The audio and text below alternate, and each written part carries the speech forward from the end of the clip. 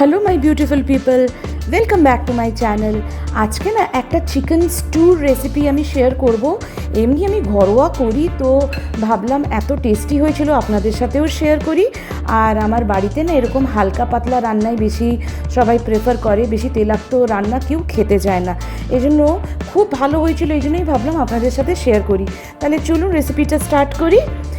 রেসিপিটার জন্য লাগবে এই 1.5টার মতন পেঁয়াজ এইভাবে ডাইস করে কেটে রেখেছি, 12 থেকে 14 কোয়ার মতন আমার রসুন লাগবে, আর একটা টমেটো লাগবে। ফার্স্টে রসুনগুলোকে দিয়ে দিলাম গ্রেটারে, তারপরে পেঁয়াজগুলোকে দিয়ে দিচ্ছি, টমেটোটাকে আমি কেটে নিচ্ছি। টমেটোটাকেও ওই ডুমো ডুমো করে কেটে গ্রেটারে আমি দিয়ে দেবো, দিয়ে এটাকে আমি ভালো করে গ্রেট করে নেবো।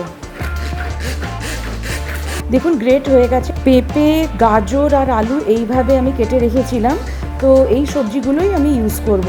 ফার্স্টে প্রেসার কুকারটা আমি বসিয়ে দিচ্ছি, সামান্য একটু তেল দিয়ে দিলাম। এইটাতে না খুব কম তেল লাগে, আমি 2 টিস্পুনের মতন আমি তেল নিয়েছি।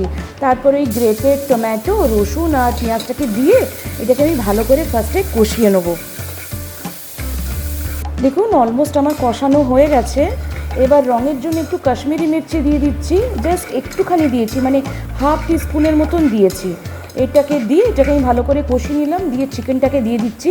আর চিকেনটা না আমি ওভারনাইট শুধু নুন আর লেবু দিয়ে ম্যারিনেট করে রেখেছিলাম। চিকেনটাকে দিয়ে আমি ভালো মতন এটাকে কষাবো যতক্ষণ চিকেনটা একদম ভালো মতন কষে না যাচ্ছে। চিকেনটা দেখুন ভালো মতন কষে গেছে, তাও একটু নাড়িয়ে নিচ্ছি আমি কিন্তু এখনও নুন দিইনি। সবজিগুলো দেওয়ার পর নুনটা দেবো। তারপরে আমি দিয়ে দিচ্ছি একটু অরেগানোটাকে দিয়েও আমি একটু ভালো করে নাড়িয়ে নিচ্ছি, মানে কষিয়ে নিচ্ছি। এইটা একবার ট্রাই করবেন, আশা করি আপনাদের ভীষণ ভালো লাগবে। তারপরে এক এক করে সবজিগুলোকে সব দিয়ে দিলাম, আর বেশি কষানোর দরকার নেই। সবজিগুলোকে দিয়ে 1/2 লিটারের মতন আমি জল প্রেসার কুকারে আমি দিয়ে দিলাম। তারপরে স্বাদ মতো নুন দিয়ে প্রেসার কুকারটাকে আমি ঢেকে দিচ্ছি। 2টোর মতন সিটিতেই চিকেনটাও গলে যাবে, সবজিগুলোও গলে যাবে। দেখুন প্রেসার কুকারটা খুলে দেখছি একদম সব রেডি হয়ে গেছে। মেয়ে বলল চিকেন স্টু আর রুটি খেয়ে যাবে, আর ওর পাপা চিকেন স্টু আর ভাত নিয়ে যাবে, আবার রাত্রিরেও এসে এইটাই খাবে। ওদের এতটা ভালো লাগে চিকেন স্টু।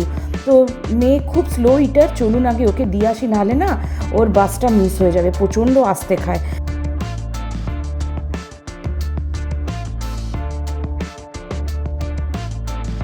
এদিকে সোনুর পাপার টিফিনটাও আমি অ্যাসেম্বল করে দিচ্ছি। ও নিল ভাত, সামান্য একটু ভাত, তারপরে আমি দিয়ে দিচ্ছি এই চিকেন স্টুটা। ও ভীষণ ভালোবাসে এই চিকেন স্টুটা খেতে।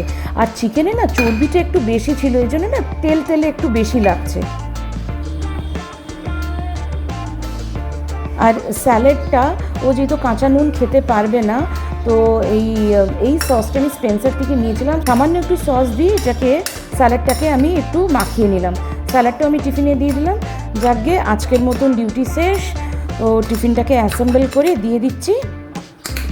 কেমন লাগলো রেসিপিটা আপনারা প্লিজ কমেন্ট করে জানাবেন। ভালো লেগে থাকলে একটা লাইক করে দেবেন, কমেন্ট করে জানাবেন কেমন লেগেছে, আর প্লিজ পেজটাকে সাবস্ক্রাইব করে দেবেন। এবার সার্ভিং বলে আমি চিকেন স্টুটাকে আমি সার্ভ করে দিচ্ছি। এইটা ওরা রাত্রিরে এসে খাবে।